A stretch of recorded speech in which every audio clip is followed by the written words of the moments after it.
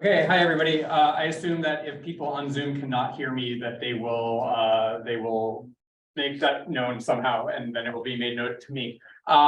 So yeah, let's just jump right in. If I can find the right window. So really three main parts of the talk. I'm going to give a little bit of a sort of retrospective on what I've been up to. Your PowerPoint is not full screen. Okay. Thank you.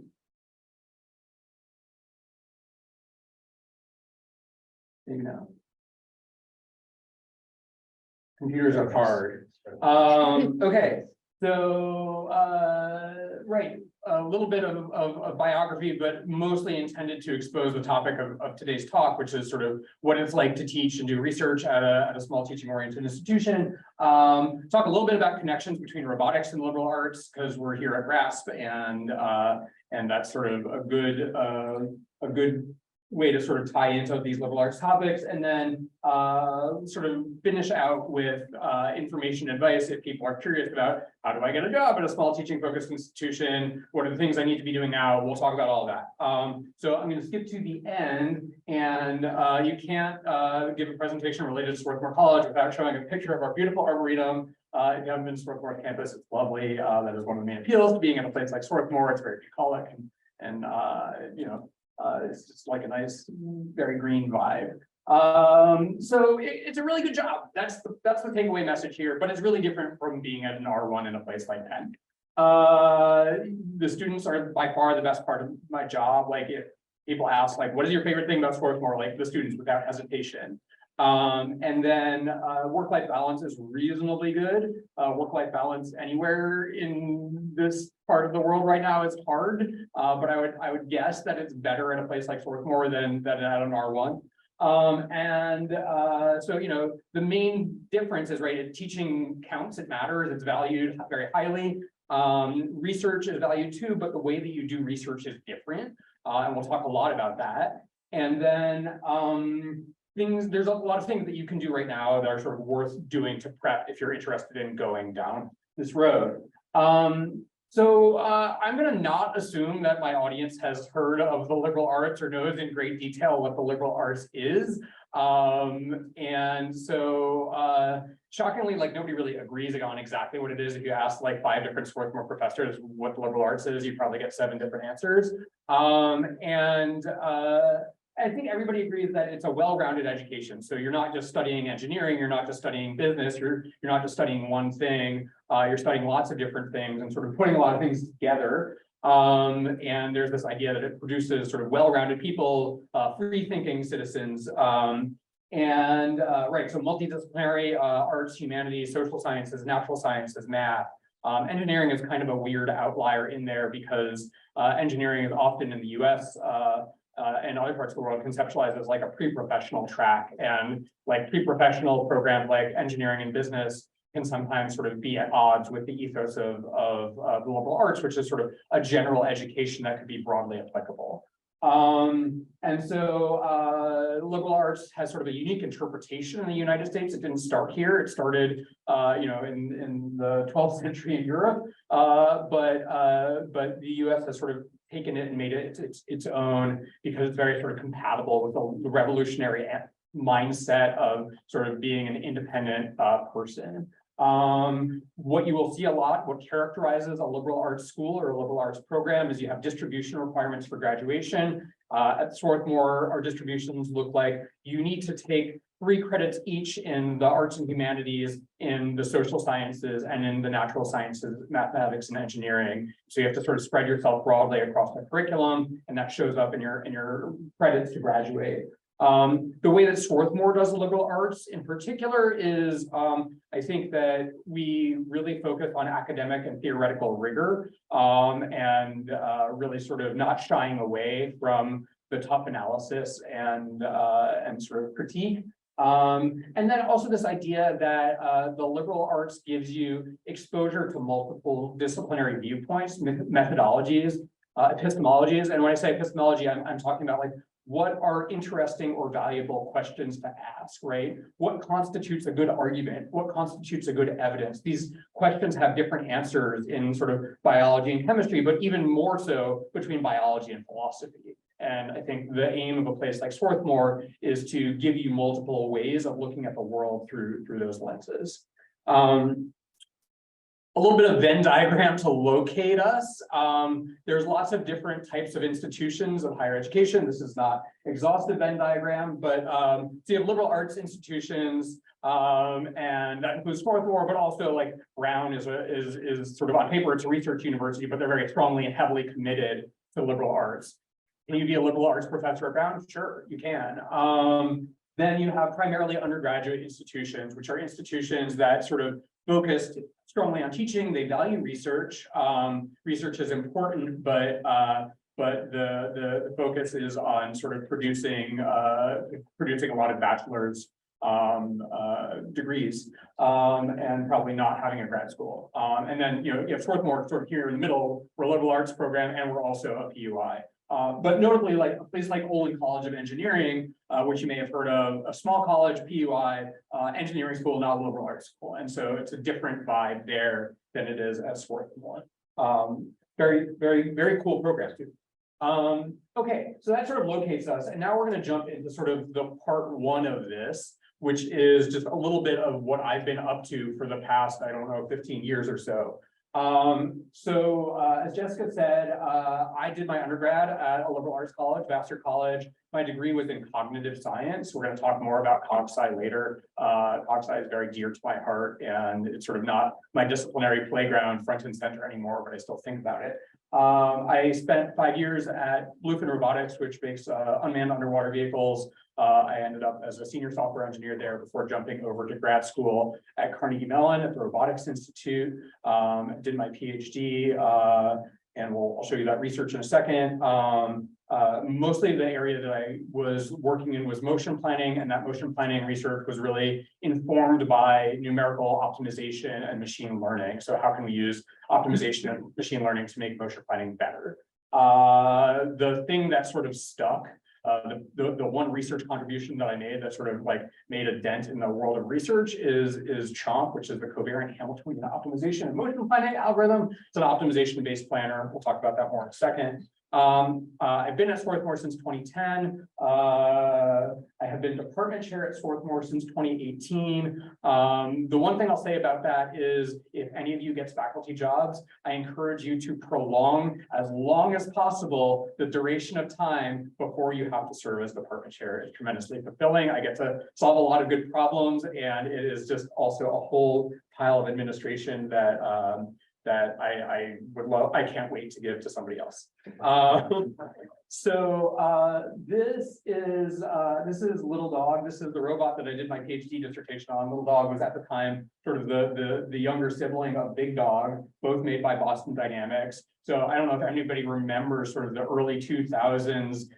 The Big Dog videos came out, and there's this robot and it's sort of walking around blindly, and somebody like kicks it and it kind of like stumbles around but recovers its balance. And that was sort of the state of the art then. So what Big Dog was not doing at the time was looking at the world and placing its feet intelligently sort of on surfaces that were more likely to give it support. So DARPA funded this program, Learning Locomotion. Your taxpayer dollars paid for a lot of fake rocks to be shipped to us on a monthly basis. And we basically had to treat this as a motion planning and control problem. Perception was a solved problem. You can see there's motion capture markers on the terrains and on the robot. So we're not worrying about sensing. We pretty much have perfect knowledge of the world. It's really just about where do you put your feet and how do you catch yourself when you fall. So that was all of the thing driving the robot in all of these movies is my software, which is basically making the robot autonomously traverse the terrain. And so basically it's just who can get there the fastest. So there was a multi-institution competition. Actually GRASP was a participant, and so I was competing against graduate student counterparts at a bunch of different institutions. Okay, so I already mentioned CHOMP.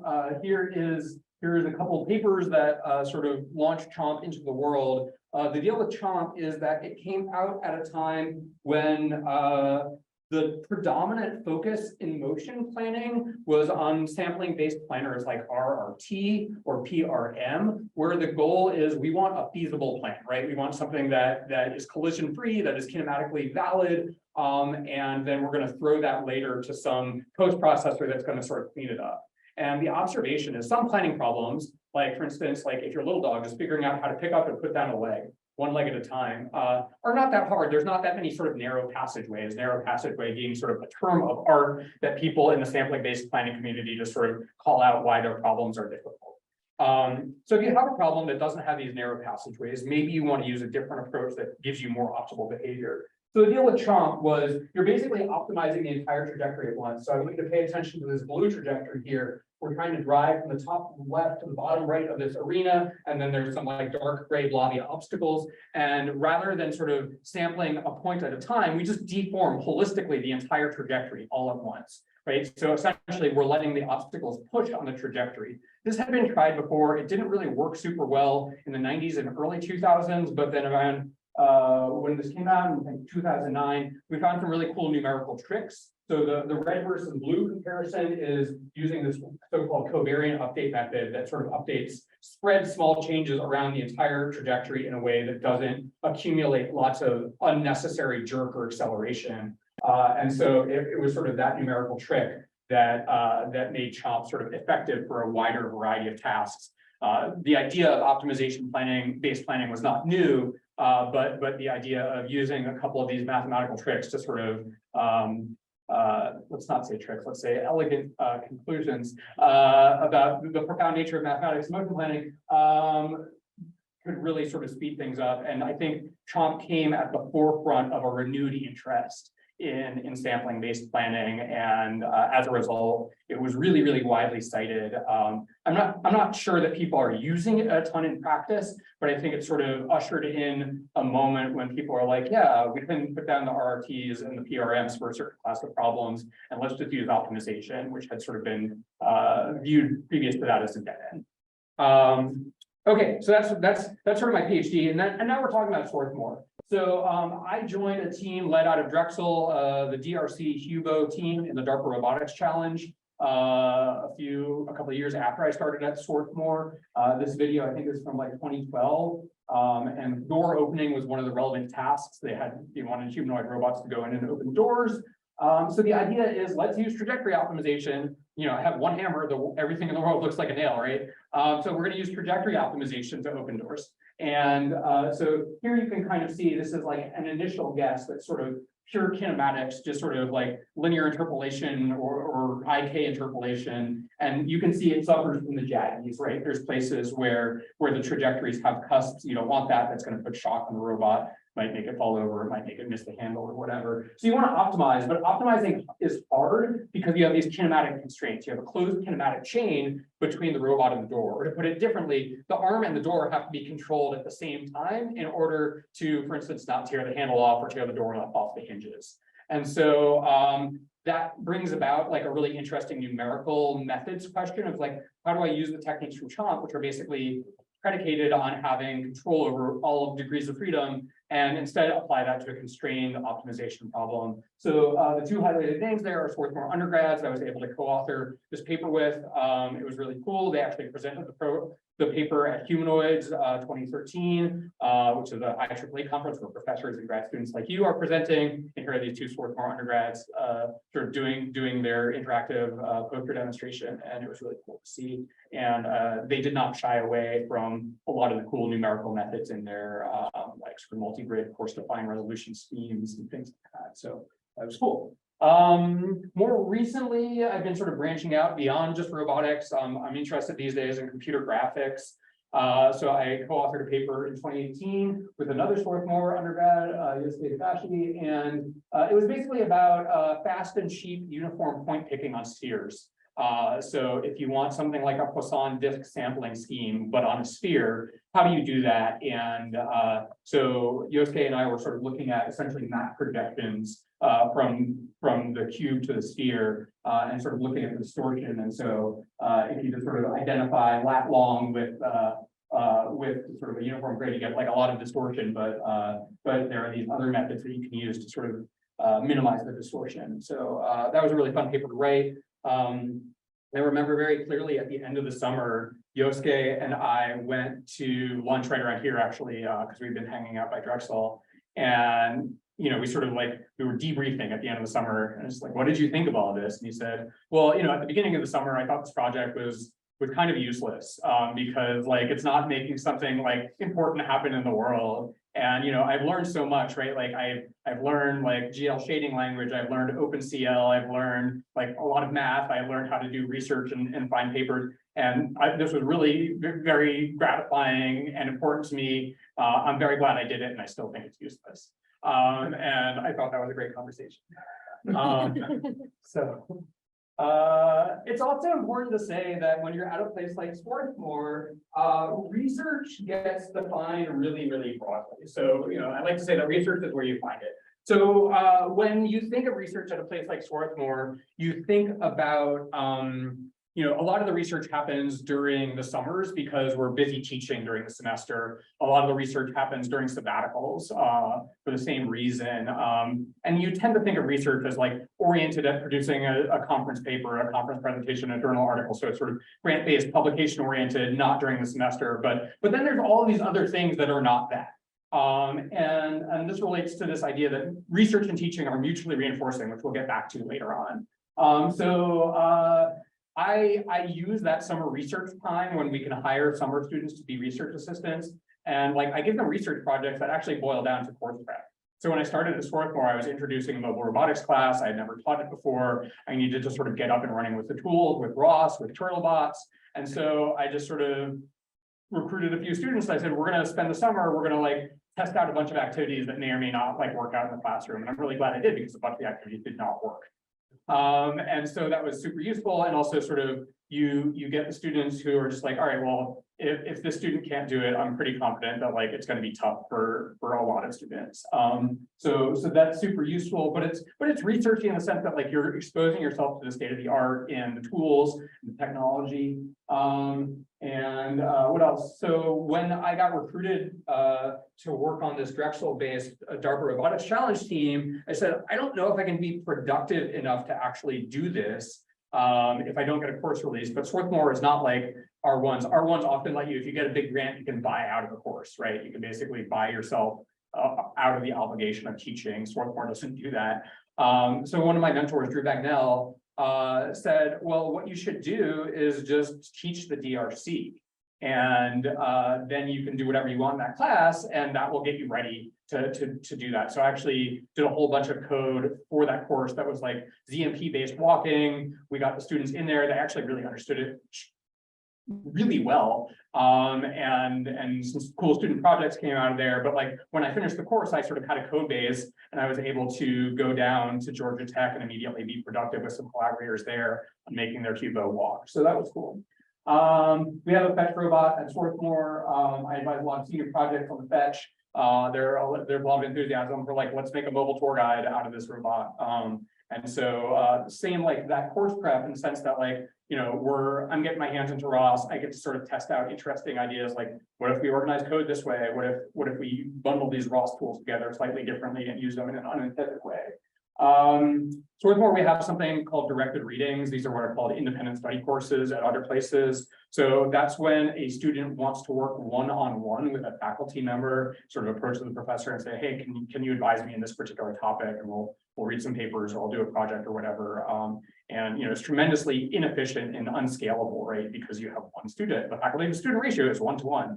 And I would say tremendously unscalable is kind of like central to Swarthmore's brand. It's kind of what we do and kind of what a lot of small liberal arts colleges do. Like a lot of things that you'll find at a small liberal arts college just simply don't work at scale. But that too was a cool way for me to sort of get exposed to research methods in the state of the art that I hadn't had a chance to familiarize myself with. So we were looking at large language models. This was before sort of the current chat GPT hubbub, but looking at things like word2vec and sort of vector embeddings of language and what meaning can you or can you not extract merely from statistical co-occurrence. And that was actually a really cool thing for me to be able to do. And I learned a lot in sort of going over these papers with this one student. So a little bit about like what my teaching life looks like. I think the point of this slide is that if you go and teach in one of these institutions, you have to be a full stack professor, right? You're not just teaching the one grad seminar on the thing that you did your dissertation on, and like that's your little area. You have a large compass to sort of look at the world with. So my bread and butter courses are computer vision and mobile robotics, and I think multiple people in this room have taken some of those. Nowadays, I also teach numerical methods. I introduced that course when soon after I came to Swarthmore, and it serves as a prereq. It's sort of the gateway into those upper two courses now. So you have to take numerical before you take those two. I do a lot of senior project advising. We're an ABET accredited engineering program. That means we have to do a capstone senior design. And our model for that is Swarthmore. It may not surprise you to learn that it's one-to-one student to faculty individual advising. So I do a lot of that. Swarthmore affords me the opportunity to do some more cool out there courses. So I've been teaching a course called Engineering 52, Computer Aided Manufacturing and Procedural Design. So students are learning like computational geometry algorithms like polygon offsetting, and they're using that to write Python programs that emit G code that then spit out commands for a CNC milling machine. And it's really cool and hands-on, so they can actually do engraving of like spirograph shapes and things like that. And basically, if you can turn your desktop CNC into a graphing calculator, that's a really fun thing to be able to do.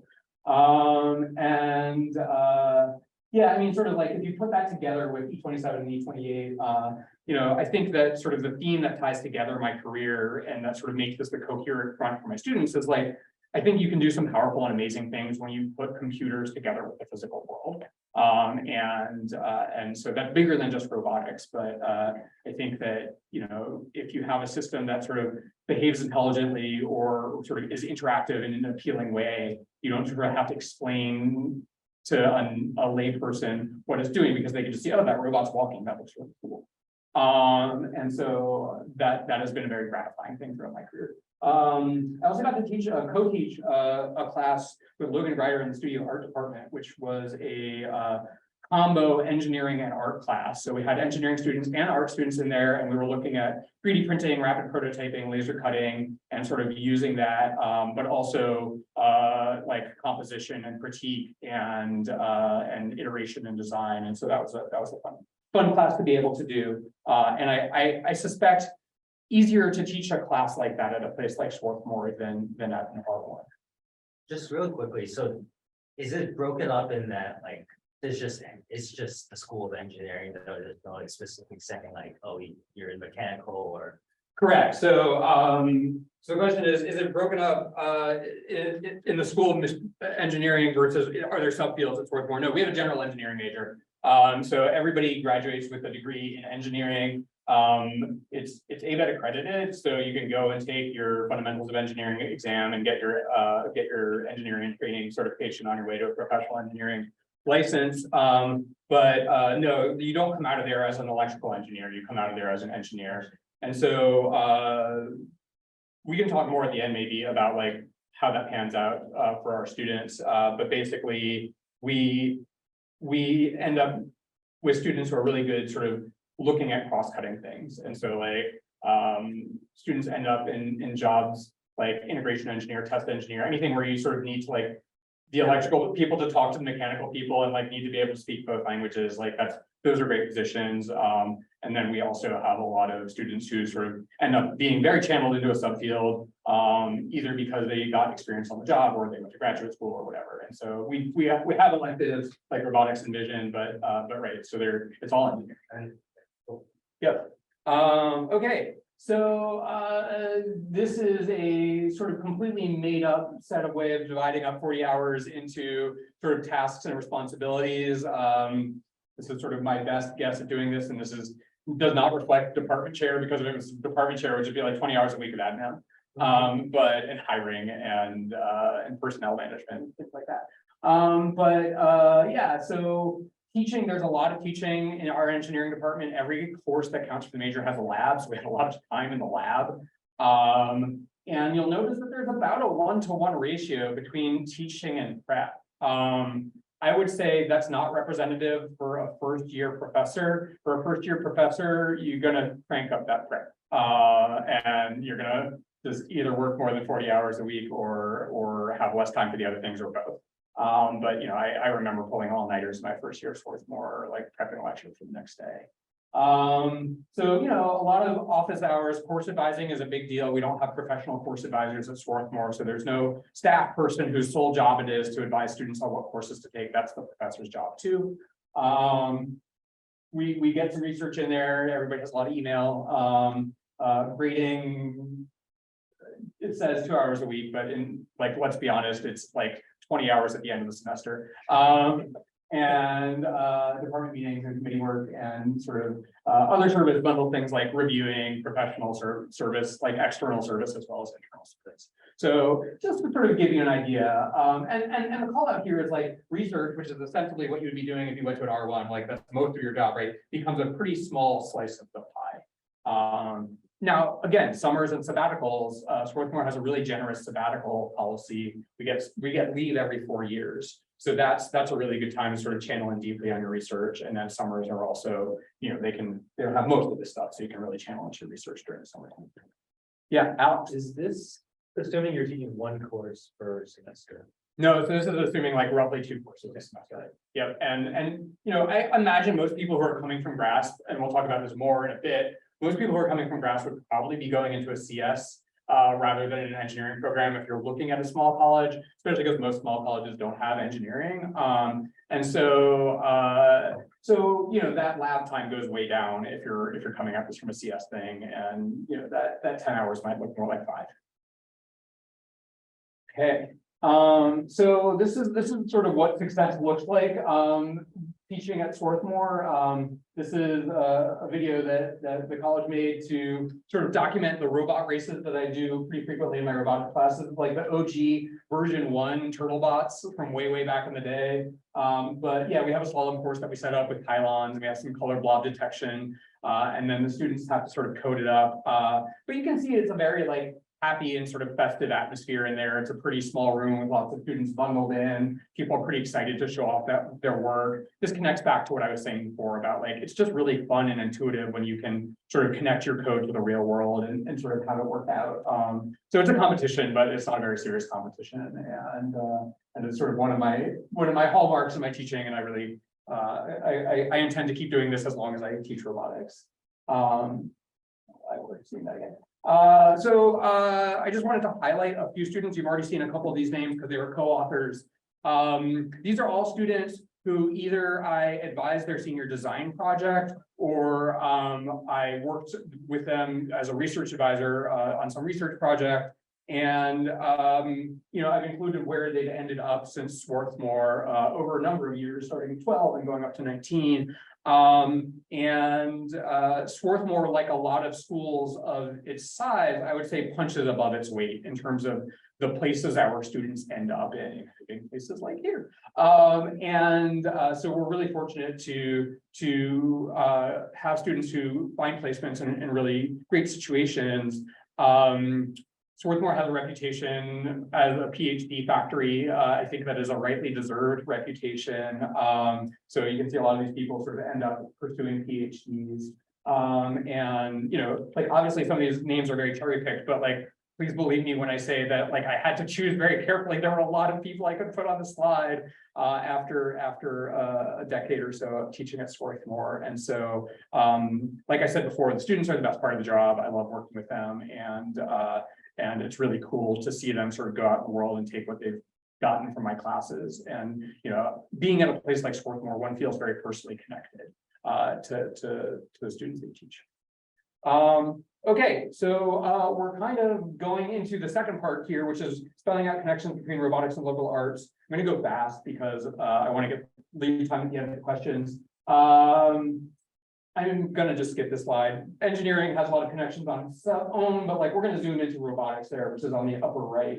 So the point that I want to make is that if you want a job at a small teaching-oriented institution, especially a liberal arts institution, it is incumbent on you to articulate what do you bring to the liberal arts and what can the liberal arts bring to you.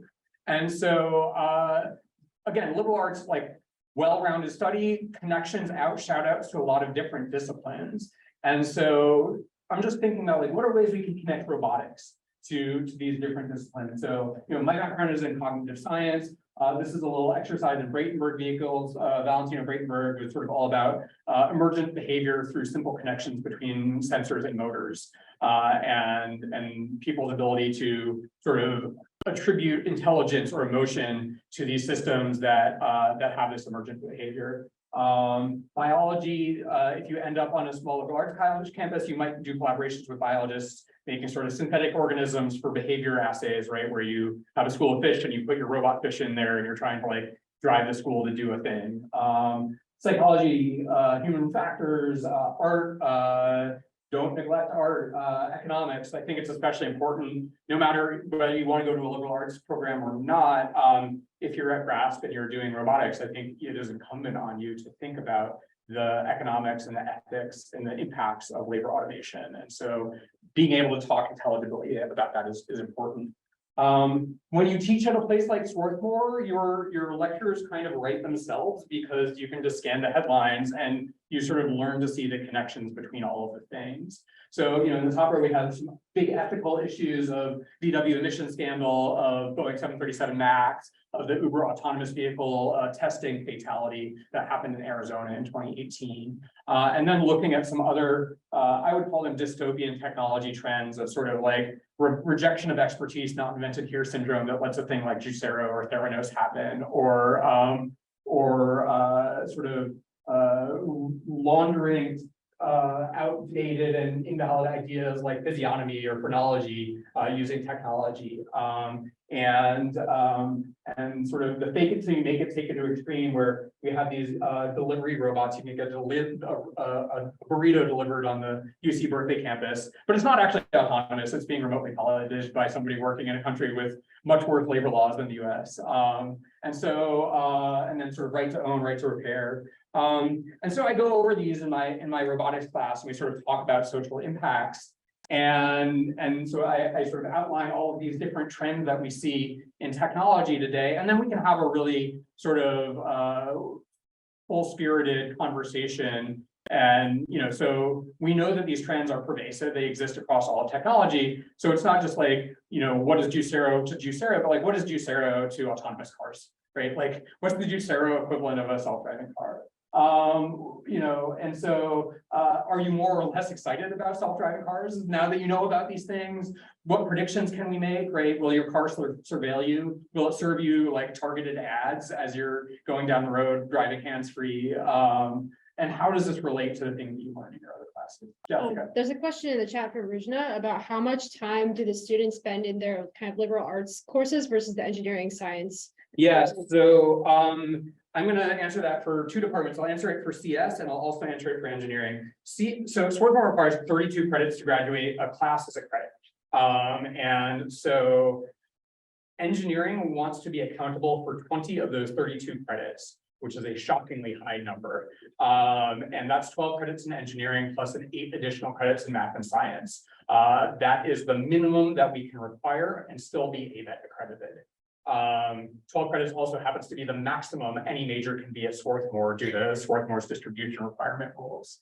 So we're on the knife's edge, but we've kept it there for decades and decades. Fingers crossed. If you were a CS major at Swarthmore, it's used to be 9 credits plus 1 math, and now it's 8 credits plus 1 math. So with that said, even engineers double major a lot at Swarthmore. So I want to say like 2 out of 5 students are double majors, and some of it is like engineering CS, where there's lots of clear overlap in courses like robotics, or some of it is like engineering philosophy, engineering studio art, engineering music, engineering religion, and I love to see that. That's why I'm at Swarthmore. Okay, so you can't be all dystopian all the time, right? Like there are some very big social concerns that exist with technology, but like robotics and AI, like the reason I got into this is because in some sense, like combining computers with the physical world is the closest we humans will ever come to doing magic. And I think that there's something really magical about an experience like this. So this is Abel, who is a student in my computer vision class, and this is his final project with a couple of his classmates. And we had already done like an augmented reality thing where you do like tic-tac-toe on the whiteboard with a camera and a projector, and you draw an X and the projector draws the O. And Abel was like, that's fine, but I want to do this sort of in real time. So we have all these open-ended final projects in our classes at Swarthmore, where it's just like, okay, you've done the things I asked you to do, now do the thing that you want to do. And what I find in a place like Swarthmore is like, when you allow students to sort of open things up and it's like, now take it where you want it, like you get some pretty amazing results. And I think it's important. I would be not doing a good job as a professor at Swarthmore if I didn't give my students room to play, because I think play is a really important part of how you learn. Okay, so we're now in the home stretch. We're in the sort of final part of this, and just a lot of tips for teaching focused faculty position. The number one tip I can give you is teach while you're in grad school. When I was at Carnegie Mellon, I was not allowed, per policy of the School of Computer Science, I was not allowed to have sole responsibility of a class because grad students aren't professors. Grad students don't have classes, but you know, you could TA. I was required to TA, but TAing could be a lot of things. TAing could be, you know, show up to office hours and grade some homeworks, or TAing could be write assignments, deliver lectures, do recitation. So to the extent that you were able to turn TAing into those more enriching activities, do so. Teaching demonstrations are a very standard part of the interview process.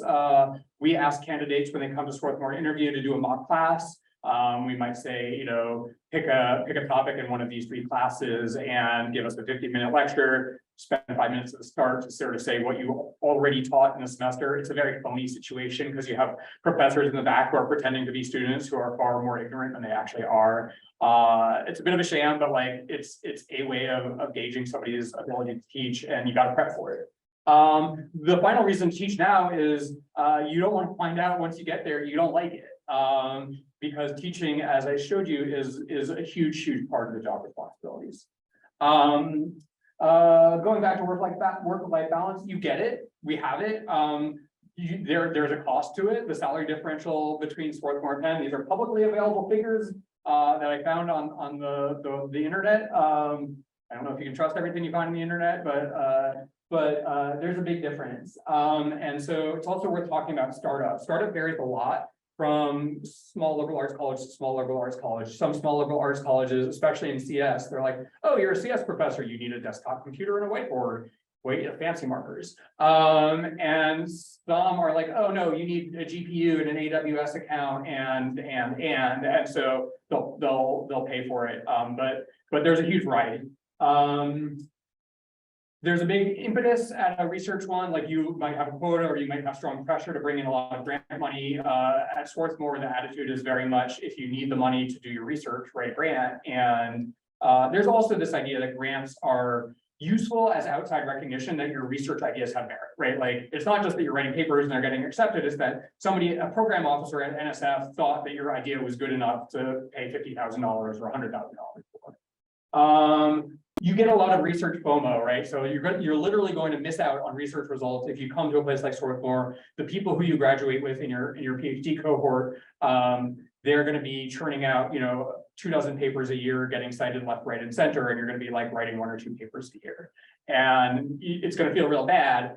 And then you remember that you're actually writing your papers along with your students, and they're basically personnel and hiring managers who are bringing in PhD students, and they have great ideas, and they're just sort of trying to get these ideas sort of implemented through their students. So they're working at a removed. You're much more central, I would say, at a small college, the research process. Teaching and service count a lot towards tenure, and you can also develop really strong relationships with faculty in other fields at a place like Swarthmore. So I have close friends in biology and art and in lots of different departments. I met and married a linguistics professor at Swarthmore College. So it's a really great place to work if you value having a relationship with people outside your department. And I would suggest that you should. Right now is a seller's market for CS faculty. certainly in the last few years. I think it's going to change a little bit now that there have been a bunch of tech layoffs. I think we're at like 250 to 300,000 tech layoffs in the last year or two. So that might change, but at least until very recently, like schools were competing a lot for qualified candidates. There's a professor named Evan Peck. He maintains an excellent website about this. It's on hiatus for this year, but he will be back next year running it. This is his image, and this is his tweet spot. 4-year colleges that expect research. That he argues is the sort of the best deal. We can talk about engineering during the Q&A. Engineering is slightly different, but yeah. And if you do get multiple offers, my suggestion to you, most liberal arts colleges are not like Swarthmore. I'm very fortunate to live in Philadelphia and teach at Swarthmore. Most liberal arts colleges are sort of in the countryside, in places that are not ideally located. Don't optimize for location, optimize for working in a place that you want to work at for the rest of your life. Things to think about when you're applying and interviewing. Departments are small. The engineering department in Swarthmore is like 11 faculty members. So when you're looking at departments and you're writing your cover letter and you're prepping for interviews, it's not very hard to sort of learn everybody's name. What are they researching? What are the potential interfaces for collaboration? Things like that.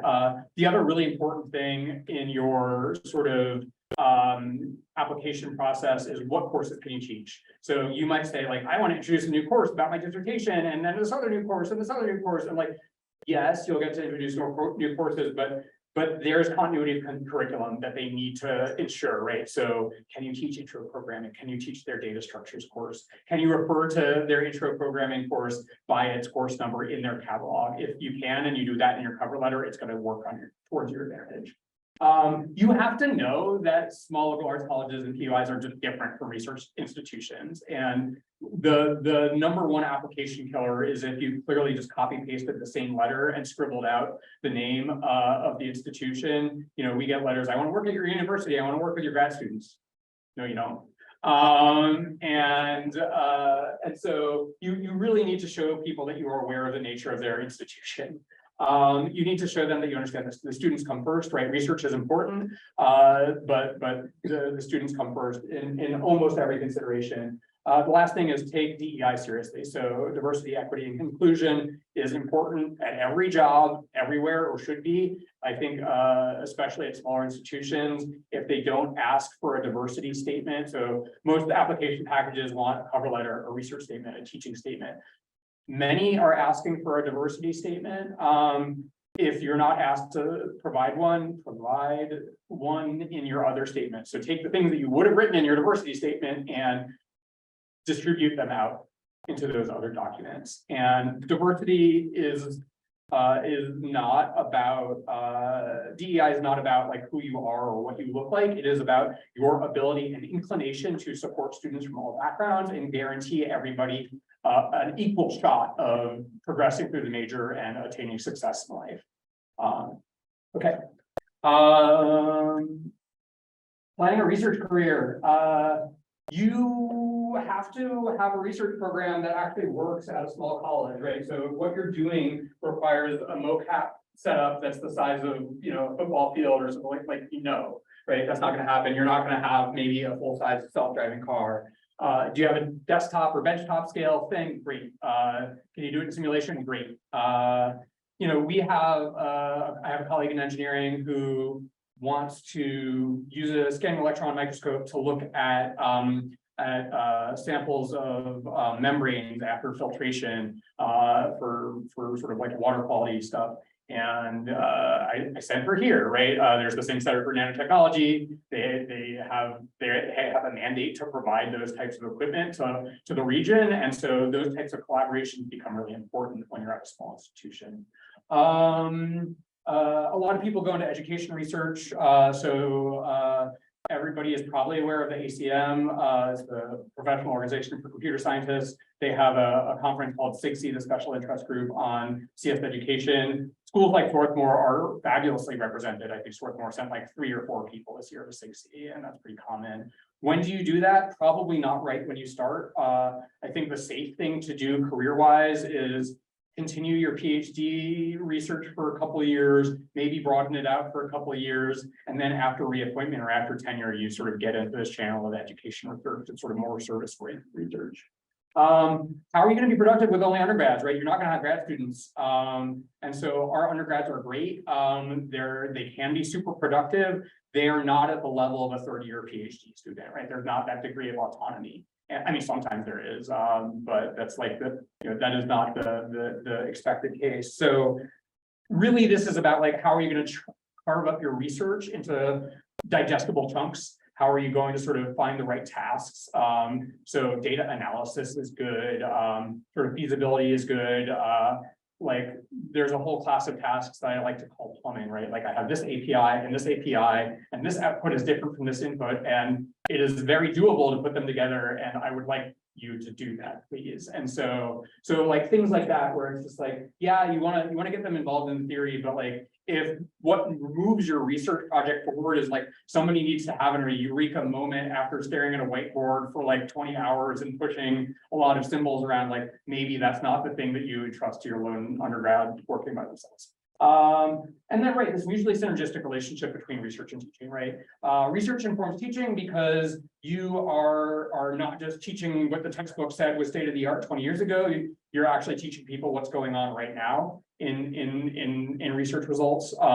And teaching informs research because that's where you're recruiting your research students. And that's where you get to sort of like when I taught the DRC class, that's when you get to sort of bring the ideas that you had to learn because you have to give a lecture on it, and then you get to like you apply those theories in your research. Really close to wrapping up. If you are going on the market soon, give a job talk before you give a job talk, right? So you will give job talks when you're out on the market. You're going to give a research talk or whatever. So you can give that research talk 6 months to a year out before you start actually like applying for things, or a version of that talk. Because if your very first time giving that job talk outside of your institution is when you're actually on the market, it might be a little later than ideal. Talk to people who work at institutions similar to the ones you want to work at. I'm perfectly happy to talk with any of you. Good topic conversation, like what interview questions do you ask? How do people flame out? Like what makes somebody's application to your institution not work out? Why do you not hire people, right? Can you give me a mock interview? Can you look at my cover letter? My email's there. Okay, concluding thoughts. It's a good job. It's a good life. You can have a very fulfilling career doing this stuff. Again, number one piece of advice: if you want to be at that type of institution, to the extent you can, teach now. You have to apply to these programs and prepare for applying to them differently than you would to an R1. And the last point I want to make is something I haven't mentioned yet, but the point is that academic labor is labor. Right. So people like to talk about professoring as a calling, right? It is just something that like we do because we love it. But the truth is also you are exchanging your labor for somebody else's money. And, you know, when the going gets tough, you might think about things differently. If you're like, this is a job and I can get another job. And it's also important to think about sort of the political economy of higher education. There are a lot of trends happening. I think my one regret that if I could do it when I was your age, I would go back and tell myself, start reading the Chronicle of Higher Education, start reading Inside Higher Ed, start paying attention to what's going on at Temple with the graduate students on strike and a possible faculty vote of no confidence in the president who just stepped down. Look at the crisis of academic freedom in places like Florida. And none of this stuff happens in isolation. There is no institution that is immune to all the tides that affect higher education. And so to only become aware of it at the time when it affects you, it would be unfortunate. That's a bit of a downer to end on, but I want to reiterate the happy point, which is like, it's a great job, you should do it. And I'm happy to take any questions about anything I just said. Thank you.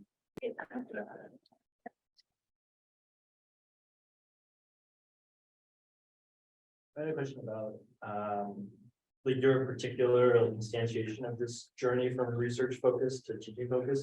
Was there like a moment when, because presumably when you were thinking about becoming faculty, you were thinking, what kind of institution do I want to work at?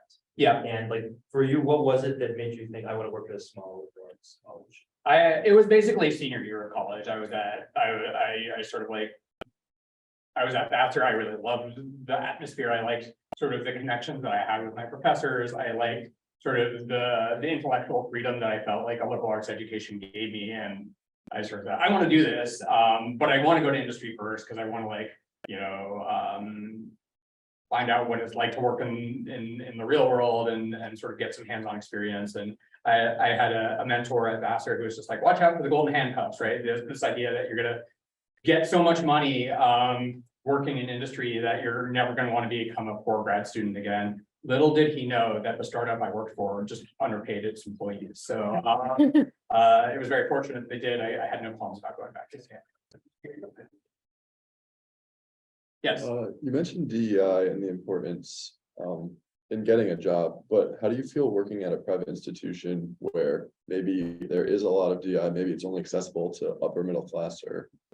Yeah, so I'll talk a little bit about Swarthmore and then I'll talk about sort of the bigger picture. Swarthmore has made a lot of strides in that area. So we got called out along with a number of other institutions.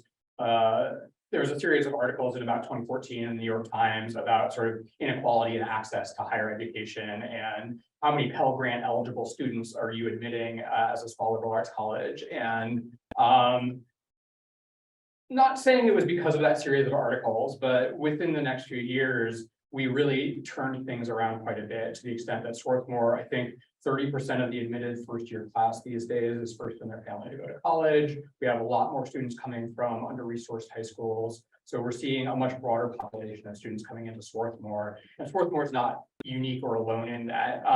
Swarthmore is also, like talking about the bigger picture now, Swarthmore is very fortunate that our budget, our endowment per student is very, very high. And I think we're top 20 in the nation, if not higher.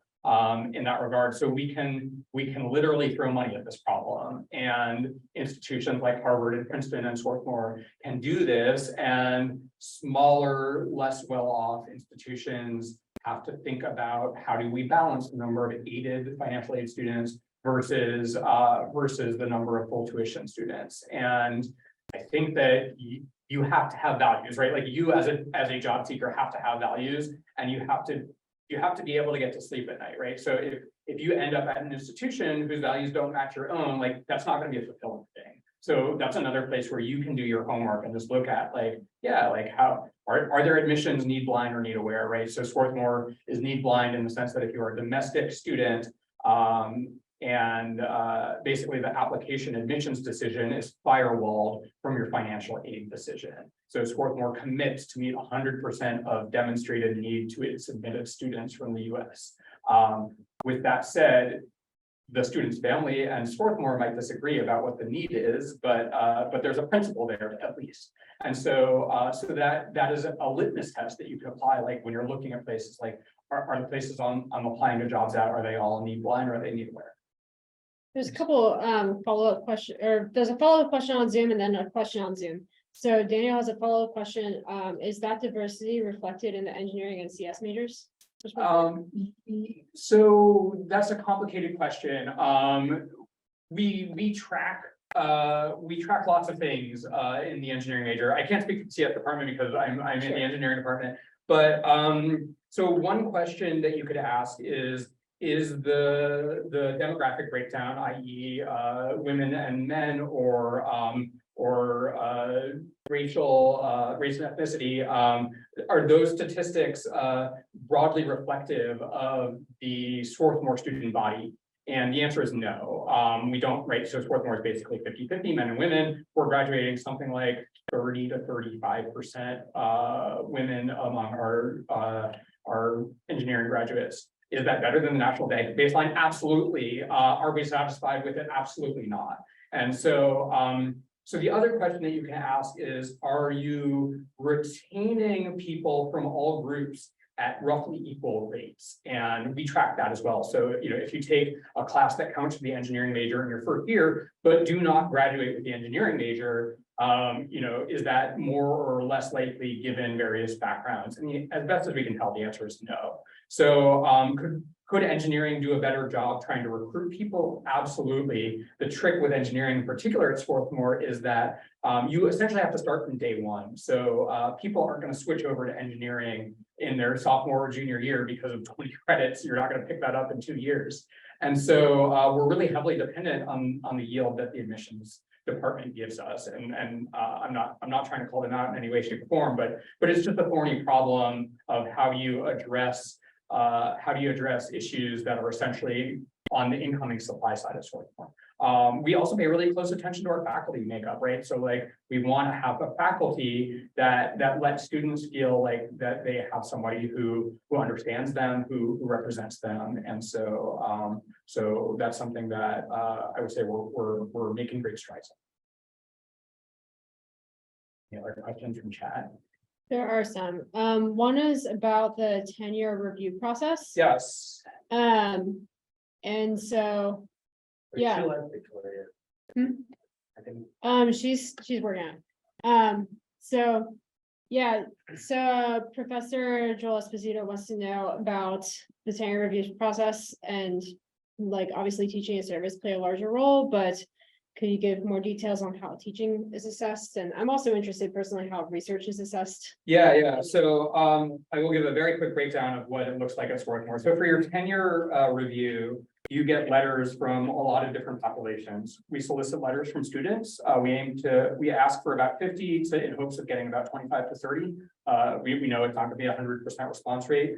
The candidate under review provides half the names, and the department chair provides the other half. And so it's very common if you're a Swarthmore student to be asked to write for somebody's tenure dossier or reappointment or promotion dossier. And so we know that student evaluations, just like any type of evaluation, can be affected by bias, and we're sort of trying to do a good job of advising the students about sort of what types of feedback are useful and sort of valid feedback. So that's something that we're very aware of. The other letters from people in everybody in your department at Swarthmore, then the chair writes a summary letter, sort of summarizing the department's view after everybody gets to sort of say their piece. Then there are letters from non-departmental colleagues at Swarthmore. So you serve on committees at Swarthmore, you might have letters from people who served on the committee with you, or people who know you from other avenues of public speaking or participation in life at the college. And those letters, really what we're looking for, like this person's a good colleague and they're healthy for the college to have, right? Like they are a benefit to Swarthmore College. And again, of those letters, the candidate picks half and the chair picks half. And then finally, we have letters from the outside world. And so we want 6 of those. Candidate supplies half, chair supplies half. And those letters are basically, we try really hard to tell the people who we're soliciting feedback from that we're not looking at quantity, right? It's not about sort of numerical quotas of publications, and if each index is this, it's good, and if it's not, it's not good. It's about, is this person making positive contributions to the field? Is their research known to you? If the research wasn't known to you, sort of what do you think about it? Here's some papers, so I supervised a review a couple of years ago where somebody wrote back, like, I was not aware of this work, but now that you've made me aware of it, I'm going to cite it. How do I recruit people? I look at who you cite. I look at who cites you. I look at who's on program committees of conferences that you present at. You're probably, if you're up for tenure or if you're up for reappointment, going to ask your PhD advisor or somebody from your committee to write or something like that. And so, this is the process for tenure. It's replicated in miniature for the third year review and reappointment. It's unusual. Swarthmore is an outlier in that we actually solicit external letters at the third year. A lot of people just have internal processes. And then we also have a similar process for promotion to full professor. And so the hope is that the student groups are very different. So you're not just interviewing the same batch of students. And also, we want to see new names and all of those things. So that's sort of the quickest answer I can give. Thanks. Any other questions in the room? We're approaching time, so I'll take like one more. So one thing that you said that struck me was about when you're applying, you ask both like what can you bring to liberal arts and what can the liberal arts bring to you. Yep. So I think there's like an obvious sort of first answer there. It's like the collaborations that you have outside the department, what courses you could teach that aren't necessarily like classic engineering courses. Yep. But like what more is there to that sort of Yeah, I mean, aspect? I think, So let me give you an example. Vidya Ganapati is a colleague of mine who has research collaborations with biologists. So Vidya does computational imaging, and she's looking at like Fourier microscopy, basically using multiple illumination points to build up like sort of a deeper data set, almost like 3D imaging type stuff.